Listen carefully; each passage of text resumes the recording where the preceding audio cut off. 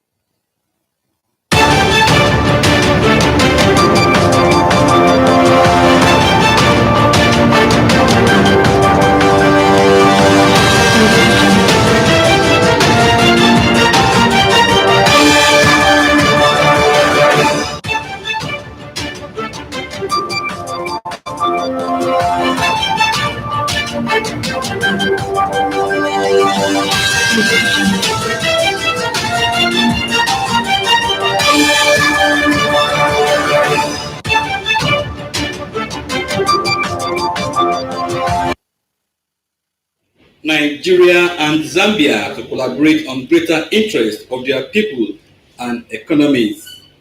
Federal government launches revised national safety policy of occupational workplace.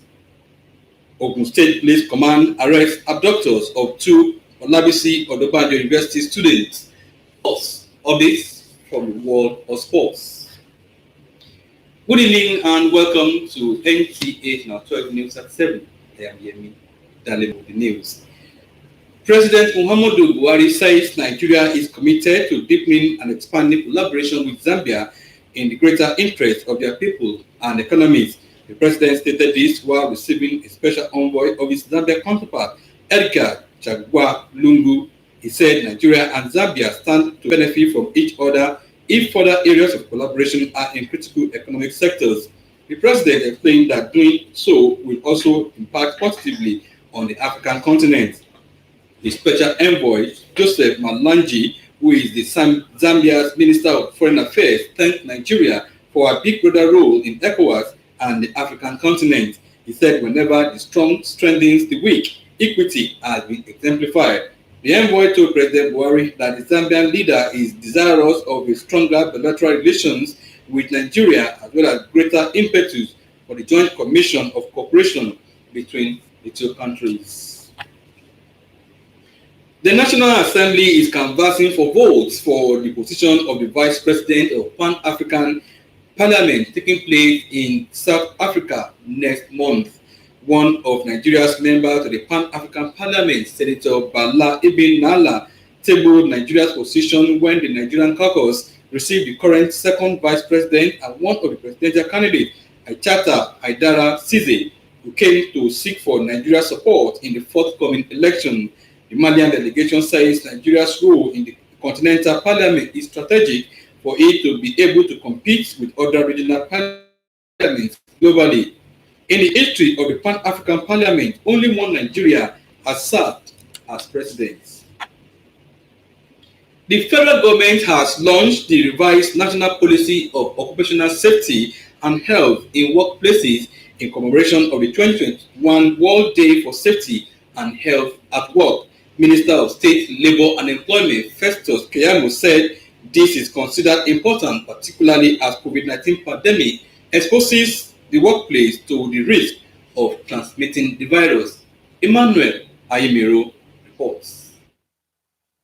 Due to the exigency of the moment occasioned by COVID-19 pandemic ravaging the globe, the International Labour Organization says countries need to put in place sound and resilient occupational safety and health systems that would minimize the risk for everyone in the workplace in the event of future health emergencies. A theme that echoes these proactive efforts has therefore been chosen for the 2021 Occupational Safety at Work, which is anticipate, prepare, and respond to crisis invest now in resilient occupational safety and health systems. This the federal government considered to be key in ensuring safety in the world of work. The revised National Policy on Occupational Safety and Health 2020, which also gives specific roles to agencies of government, is aimed at ensuring that all workers are safe and healthy at their workplaces across the country. We also are very, very happy to have been part of the stakeholders that have the opportunity to enrich and validate the guideline, which will assist in enforcing the policy. We do what is necessary to reduce workplace accidents and diseases by incorporating a safety and wellness plan.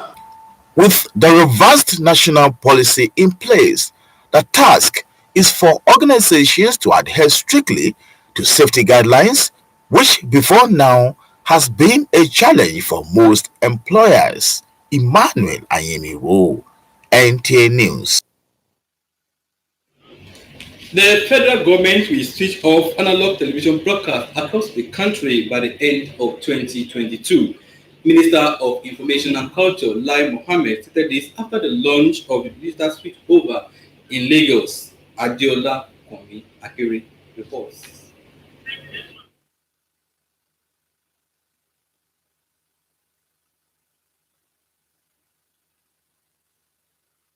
One that will take Lagos State and Nigeria up the digital train.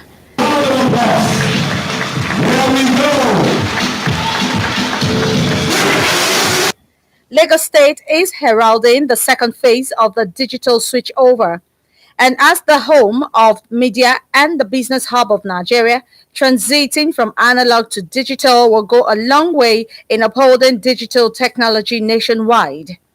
The relentless efforts of the federal government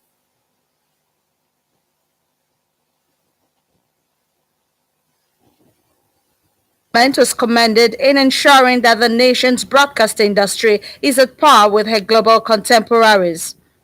Minister of Information and Culture, Lai Mohammed, listed some of the benefits for Nigerians. With free TV's push system for information services, the free TV platform can be used to broadcast information on Lagos State activities to all viewers. It will also help advertisers in Lagos to target which programs and channels are being watched by the audience, while Lagosians can also cash in on the push video on demand capability of the free TV platform to access premium blockbuster Nollywood movies from the comfort of their homes. There were messages from the Lagos State government, the Director General NTA, and other dignitaries. We have, however, shown that we have the capacity to go all the way. And going all the way requires synergy, commitment, and most importantly, working together. From today, if you get a small set-top box, you're able to watch free TV in Lagos. For starters, 30 free channels, subsequently 60 or even more. And it's actually taking some time to come here, but we're glad we eventually did. The signal infrastructure is up and running. All the channels, as you can see at the backdrop, are already up and running. And the boxes have been connected and they are working. In Lagos, Adeola Kwame Akere, NTA News. And now to the Ogun State Police Command, where the command says abductors of the two female students of Olabisi Onabanjo University, Agowe, has been arrested. The police said the suspected kidnappers were arrested 2 days after the release of the students. Lukman Adefeso's report is presented in this package.